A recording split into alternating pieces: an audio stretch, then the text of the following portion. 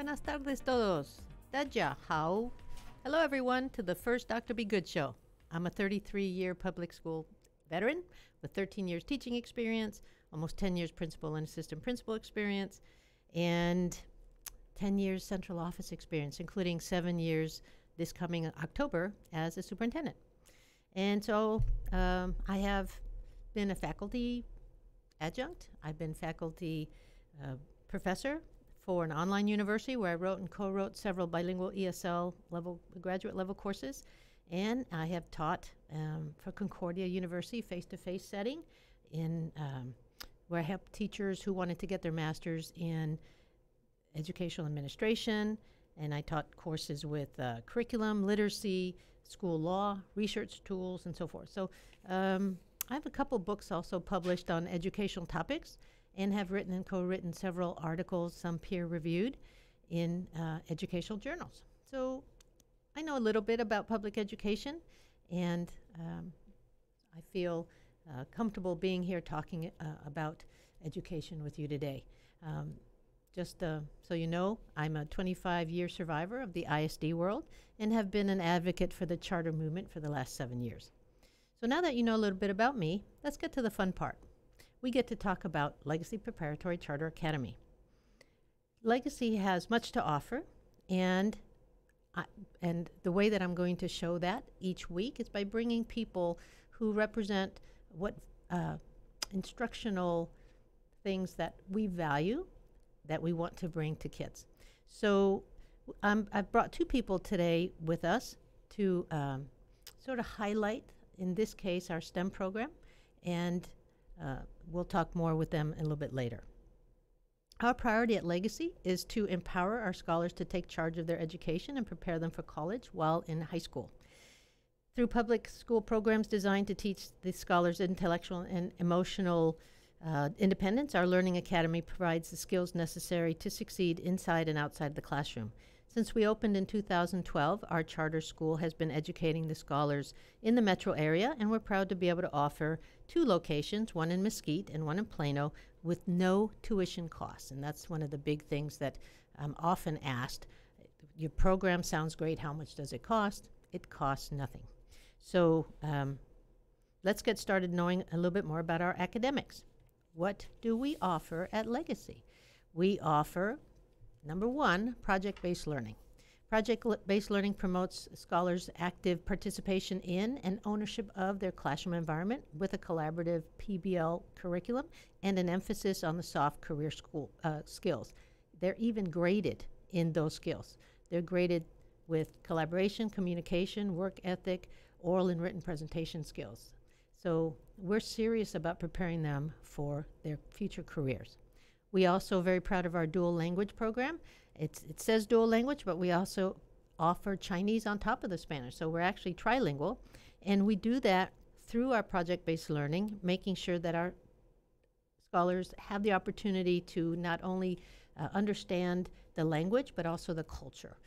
Kids who come out speaking Chinese and Spanish can speak the language of 90% of the world. And I think everybody would agree that our children need to be prepared for China in their future. So, and maybe that should be a future show on that. We also have engineering as elementary for the kinder through 5th grade. And that brings highly regarded Science Museum of Boston projects to our classrooms, which are hands-on, engaging engineering projects with a literacy piece as well. And our teachers love to teach these. These are all well and ready to be brought to kids without having to do much project design. In this case, the effort goes into making sure the kids have a good hands-on engineering experience. And this way, it inspires innovation in today's classroom as the kids discover their inner engineer and become lifelong STEM learners. So one of the things that we are doing, and some of you may have heard this before, but it's hard to figure out how, we are training tomorrow's leaders for jobs that have not yet been invented. How do we do that? So we have to do that with highly cognitive development. We have to make sure that they become inquiry-based learners. And we do that by having the scholars take ownership of his or her learning, and so the learning process moves beyond the simple memorization of facts and dates. One of the things that we don't allow at Legacy, and it still happens with sometimes our new teachers, and we have to gently move them away from the process of doing definitions in class. Vocabulary is important, but we're way beyond writing definitions of words in class. That's old time. Spelling, the old-fashioned spelling those are traditional practices that have now been shown by research to need to be replaced with stronger vocabulary practices, and we work very hard with our teachers to do that. The educational experience is then able to reach a deeper skill development, emotional maturity, and more. Our charter school achieves this goal through the use of project-based learning, a philosophy that prioritizes academic partnership between scholars and faculty. One of the things we're very, very proud of at Legacy is how quickly we were able to jump on the college and career preparation after the legislative session that allowed us to bring college to our kids without having to become an early college high school designated campus. That saved much paperwork, probably a year, and it allowed us to jump on that to get with our colleges in Plano, where we have an MOU with Collin College. In Mesquite, we have MOUs with Eastfield and El Centro, and I know at one time I don't know if we still do, UT Tyler, so that we could bring our scholars dual credit as early as ninth grade. So we start preparing our kids very early. Matter of fact, we have a motto for our elementary teachers of asking them to prepare elementary school children for ninth grade college. And so we actually do have kids taking dual credit courses in ninth grade. So it's amazing to me that we don't have more parents sort of knocking down our doors trying to get to us. This literally saves thousands of dollars because we, the public school, pays for the dual credit. We even pay for the books. So it's amazing that we don't have more parents who understand that and value us for just that very thing. Future shows are going to focus on the following innovative programs that contribute to our success. The STEM program, and I'm going to let one of our guests talk a little bit more about that, but the STEM program provides access to the latest advances in educational technology and science with programming contests, our STEM Academy, honors, and dual credit classes. And then, of course, as I said earlier, we also have engineering as elementary for our lower grades. We want to start preparing them for that mentality in the elementary. We have 21st century software programs that are designed for today's device smart kids. Our kids, they live on those devices, and so they have to have special programming. It's not like putting them in a lab with headphones in the old days and having them regurgitate. That doesn't work for them. And so we have to have very sophisticated software programs for these device savvy scholars. So the last thing I want to mention before we talk to our guests is that we have special education classes. One of the myths in our charter world is that we don't have to offer special education. We not only offer special education to those that need it. We have dyslexia, speech therapy, occupational therapy. Based on the needs of the child, we offer the appropriate services. Matter of fact, our campus last year in Plano, I think, was 12.5% special ed. This year, right now, it's early on. This is our third week of school, so not everybody is tested, those that have been on our radar, but it's already at 11.9, I believe, in Plano, and Mesquite had 7% last year, and I think that they're at right around that now, and they've added more kids. So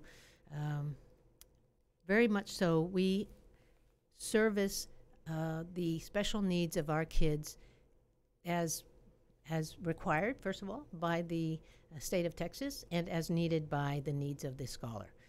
We have a strong bilingual ESL program that's part of the dual language program, and I believe a third of Mesquite, and Mesquite right now is sitting at about 1,050 kids, and I believe a third of them are bilingual ESL.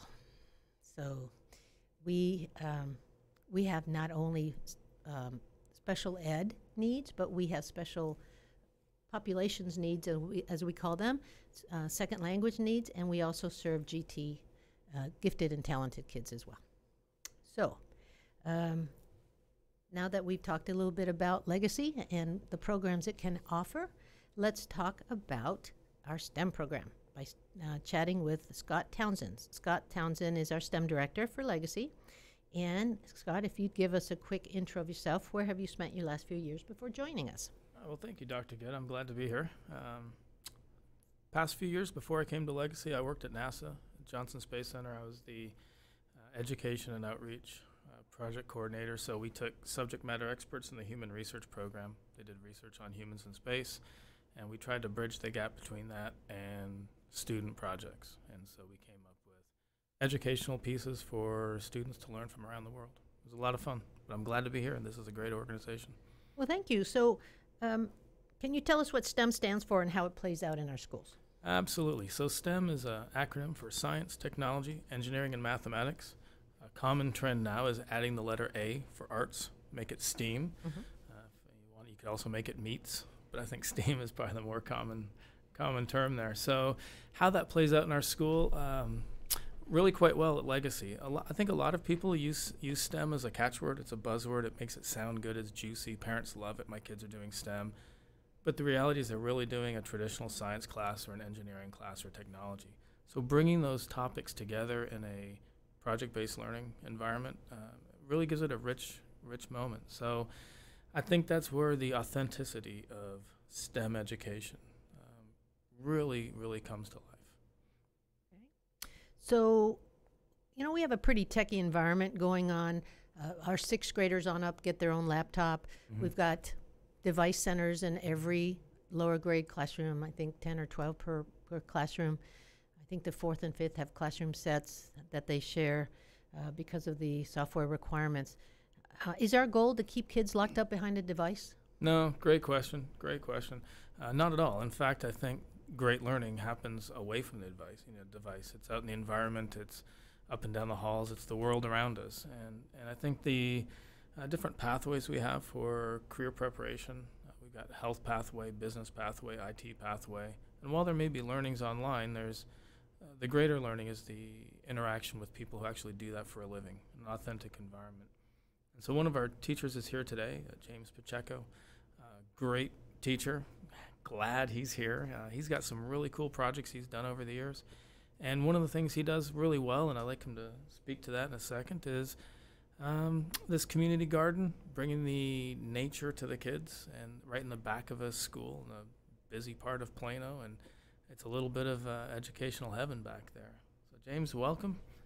Can you speak a little more about that community garden? Thanks for having me. So we have a lot of positive things that happen through our community garden. We get to bring the art of growing food to our urban scholars. A lot of them never planted anything beyond sprouting a bean in their kindergarten or first grade. So we get to continue that. We start off with a huge composting project in 7th grade where they learn about household waste and how to manage waste. They get to utilize things from home. They get to utilize the fruits and veggies in the school cafeteria. So they create their own compost, and as they're creating their own compost, they're learning about the different energies, food chains, food webs, and they get to use that whenever they're finished. Their compost goes into the garden and with the things that we grow there. So talk a little bit, I remember you're triggering a thought. Last year, that compost grew what? So the compost grew squash, tomatoes, also jalapenos, and green beans. And where did that the veggies go? We partnered with North Texas Food Bank, and we donate our food to local pantries. Did you weigh it by chance? I know the year before and the year before that, we, on average, we've donated during the summer 100, 150 pounds. I don't know, did you keep track last year? I did. It was a really hot summer. We were close to about 90 pounds this year. It was 108. Yeah, it's hard, Yes. especially when not a lot of people are there to help water and so forth. So, but that's good. 90 pounds in a horrifically hot summer. Thank you for that. So, can you talk a little bit more about some other projects that you do? So we had, there's a comprehensive, or do you just want to go science or any other class, straight science? So another project we have, one of our 8th grade projects is, we call it Who Are You? They learn about chemistry. As they're learning about chemistry, they get to compare things on the periodic table with themselves. So they're learning about chemistry and reactivity, but they also learn a little bit about themselves. So it's a comparison of chemistry and who they are. And what are some ahas that they come away with? I guess they learn more about themselves with this one project that they didn't know. A lot of kids come up to me and say, "Oh, Mr. Pacheco, I don't know anything about myself. Well, I don't know how I am." And by the end of the project, I mean, they learn more about themselves, and I'm learning more about them to start off the year. So that's a great start off the year project? Yes. Okay. I'm going to want to go in there and look. You make me want to go in there. So thank you for being here and talking a little bit about what we do. I think it's important that we balance the techiness that we have with the understanding of the need to be outside and how things, how food gets to the table. Our urban kids, they don't get it. They don't. It's the fridge and the store, right? And so I think we're bringing a balance to them that busy parents don't think about. They don't have time to grow gardens, right? And so I think oftentimes we're the only opportunity that kids have to learn the things that used to be a natural part of life, even 50 years ago. Let me also mention that we have a high regard for being outside. I ask that our campuses have 2 recesses a day because the only way to grow more brain cells is through physical exercise. We have PE in the lower grades. Of course, there's mandatory PE from the state of Texas, but we also have our upper grades take a turn at PE, even though they've earned the PE credit. They even go more than that. We even make our big kids go and walk outside after lunch for a few minutes. At first, they don't like it, and then they look forward to it. But getting outside and getting away from technology for a minute is a very healthy balance that we bring to our kids. So, we've reached close to the end of the show, and I wanted to make sure that you had that we had room for the reason that we call the show the Ask Dr. Be Good show. And so you both get to ask me a question. Who wants to go first? I'll go first. Okay. So as far as accountability with the state, is there a difference between charter schools and ISD? 23 years ago, I would have said yes. Now, no. Matter of fact, charters have higher accountability than ISDs. If we go low performing for 3 years, they can close us down. If an ISD goes low performing for 3 years, they'll change the principal and write a plan and all that. And so the accountability measures, not only in accountability, but also in the financial measurements, are much stricter with us. So, and really, there's very few things now left that separate us from being like an ISD. We're at-will employees instead of Chapter 21. Trying to think what else. Again, there's so few differences anymore that I can't even, they don't roll easily off the top of my head. But we have the same goal as the ISDs, and we have the same kids. So we're happy to do that. We're happy to answer the call that really our legislators created us. Very few people remember that. the legislative body before, 23, 24 years ago, created the opportunity for charters to exist in Texas. And so we're just meeting that call. I often in the chambers when I go, I say, we're not the competition, we're just another school of choice. Scott? Yes, that's a great segue to my question, actually. And that is with a lot of the ISDs almost complaining about charter schools, and stealing their kids or competing for their kids. Do you see the ISDs in the future opening up to more open enrollment without school boundaries and almost acting more like a charter school? I don't see that particular practice, but already we do have some practices that ISDs are doing that mirror us. And here's a good one, a perfect example, and that is there is now opportunity for districts to become districts of innovation. And what that allows them to do is to do things like charters, which is have extended year, extended day, open up before the third week of August. So that's why we opened so early this year, because Plano ISD is a district of innovation. They were opening on the week that we normally open, so we had to push it back. We didn't push it back a whole week, but we pushed it back to the Thursday before Plano, and then Dallas and Mesquite opened up the 20th, I think, a week after that. But so, and there's also charter ISD partnerships that are happening. And so over time, I think the lines will get blurry, and in a good way, as ISDs become more comfortable with the thought of partnering with us and maybe seeing that some of the practices that we do lead to positive impacts with kids. And I'm thinking of the Mesquite School. Our Mesquite School has a lot of kids, but we don't have fights there. Here we are in one of the toughest zip codes in town, and we don't have fights. The school down the street, they have fights very frequently. And so our culture is able to literally take the fight out of kids. And so it leads them to be open to strong student engagement. And so that's where we're very lucky to be in that type of setting where we can get kids to leave the urge to show behavior that they shouldn't, and get ready to focus on impactful PBL. Well, I think we've come to about the end, and so I want to thank our STEM director, Scott Townsend, and science facilitator, James Pacheco, for coming on and chatting about our STEM programs. I also want to thank everyone for listening to us later. You can either listen now or listen to our podcast later when you have time. And we'll be back next Tuesday with some, hopefully, children this time. Some children who will talk about some of the neat things that are going on.